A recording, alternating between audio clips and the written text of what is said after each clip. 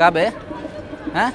तुमको 50 बार बोले हैं कि नेतागिरी करने वाले लौंडों को पढ़ाई लिखाई से दूर रहना चाहिए। अबे घुसखोर नेता की औलाद, जाके चुनाव लड़ो, नेता वेता बनो, खुद को आबाद करो और देश को बर्बाद करो। लेकिन नहीं नहीं, यूपीएससी देंगे, प्री देंगे, मेंस देंगे, इंटरव्यू देंगे।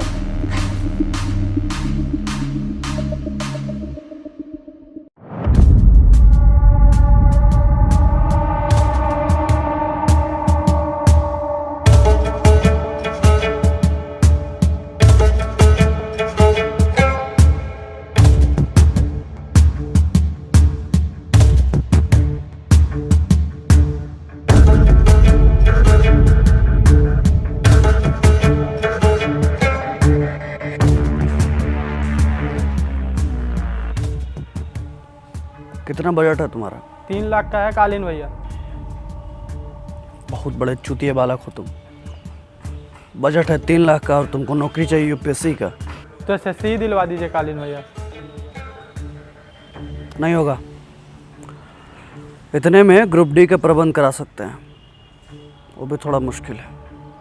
तो जो भी है करवा दीजिए कालीन भैया। हाँ भैया जी, कुछ भी चलेगा। अरे गुड्डू बबलू,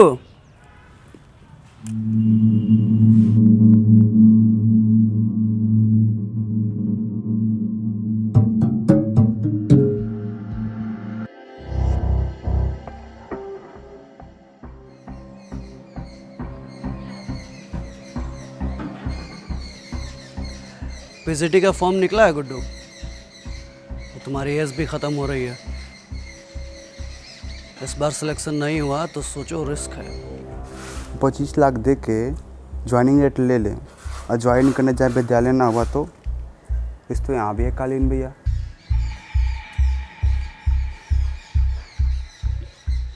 पूरे मिर्ज़ापुर में अखंडा त्रिपाठी अपने ज़बान के लिए जाना जाता है। हम तुम्हें ज्वाइनिंग लेटर नहीं देंगे, लेकिन एग्ज़ाम में आंसर की पहुंच जाएगा।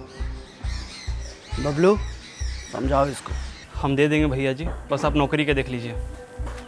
अरे लेकिन कुछ नहीं गुड्डू भैया, कालीन भैया बोल रहे हैं ना कि नौकरी हो जाएगा तो बस हो जाएगा। अब चलिए, तो चलिए।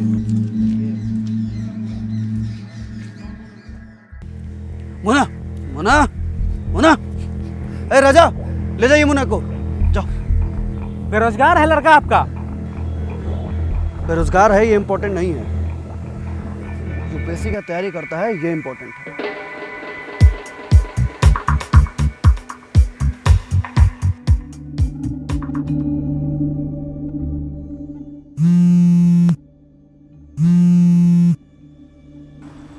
हेलो,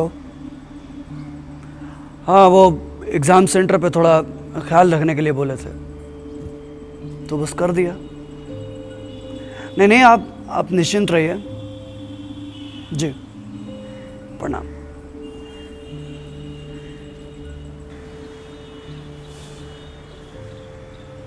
शाबाश बेटा, बहुत बढ़िया काम किया हो मुन्ना।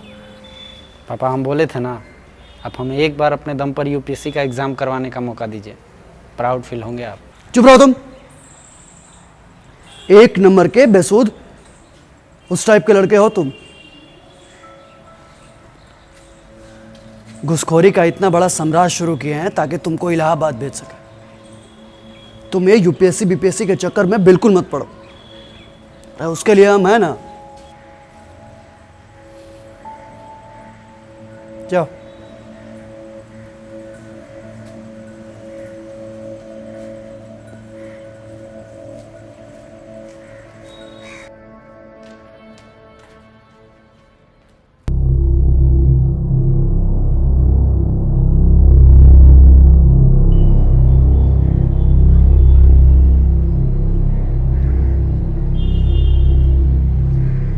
मकसूद, कुर्सी दीजिए, बैठाइए ना।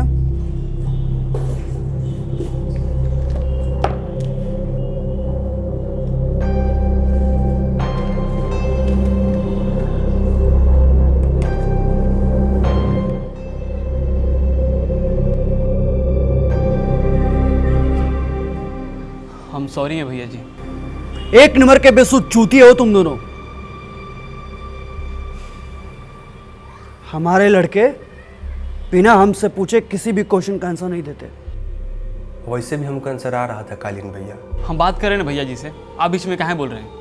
भैया जी वैसे भी जिस क्वेश्चन के आंसर दिए हैं सही सीधी है। पूरा मिर्ज़ापुर हमारे टैलेंट के बारे में जानता है। अभी क्वेश्चन के आंसर तो दे दिए, कम से कम आपका प्लान का नुकसान तो नहीं किए हैं। मुद्दा ये नहीं कि तुम सही आंसर दिए, मुद्दा ये है कि तुमने बिना पूछे डिसीजन लिया।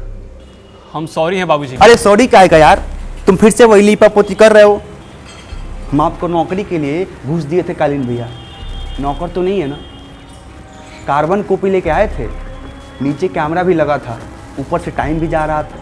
अब आप बताइए, उस समय क्वेश्चन का आंसर देते कि आपका प्रोटोकॉल फॉलो करते, ठोक दिए जो उनको सही लगा। और वैसे भी आपको नौकरी के लिए इतना घूस दे रहे हैं तो हर क्वेश्चन का जवाब पूछना आपसे ज़रूरी है। 4 ऑप्शन जो ठीक लगा डिसीजन लिए।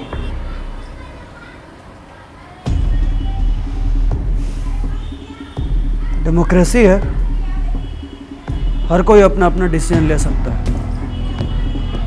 तुम भी और हम भी।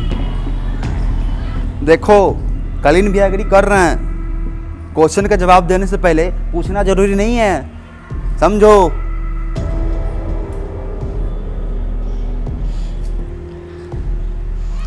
भैया जी हम जाना चाहते हैं।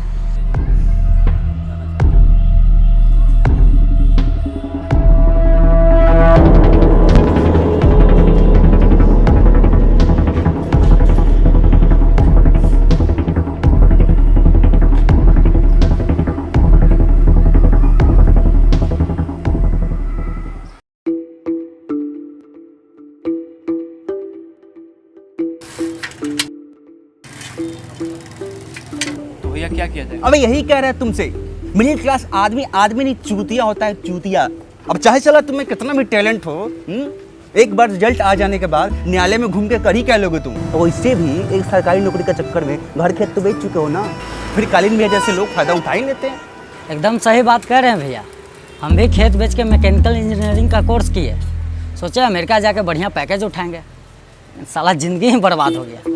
फिर सोचे कि चलो भाई पकौड़ा बेचने से अच्छा कि अपने ही ब्रांच के कोई काम कर लेते हैं, और ये साइकिल दुकान कर लिया। अबे तुमको क्या गरिया है बे? कालीन भैया उसे भी हड़प चुके हैं पैसा। सोल्यूशन बताओ, मुंह ना फुलाओ। भैया आपको ये प्रॉब्लम से एक ही आदमी निकाल सकते हैं, और वो हैं जौनपुर वाले रतिकांत क्लासेस वाले रतिकांत शुक्ला।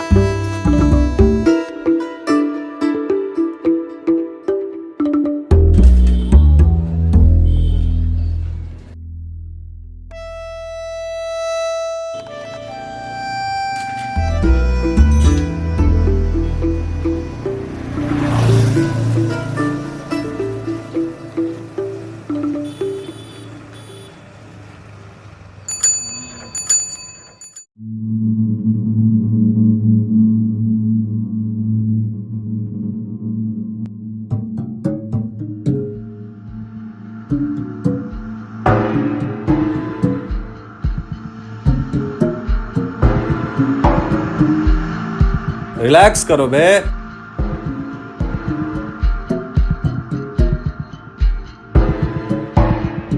पढ़ाई में हम भी लायल थे, तुम भी लायल हो। अखंडा को घूस हम भी दिए थे, तुम भी दिए हो।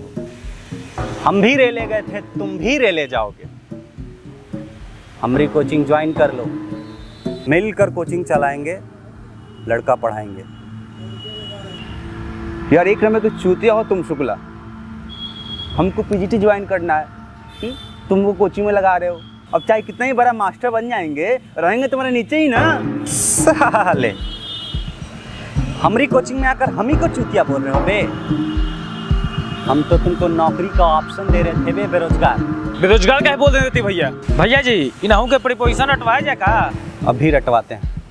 ये हमारी कोचिंग कार्यालय, यहाँ हम तुमको ऊपर रखे या नीचे, ये हमारी मर्जी होगी, समझे साले बेरोजगार।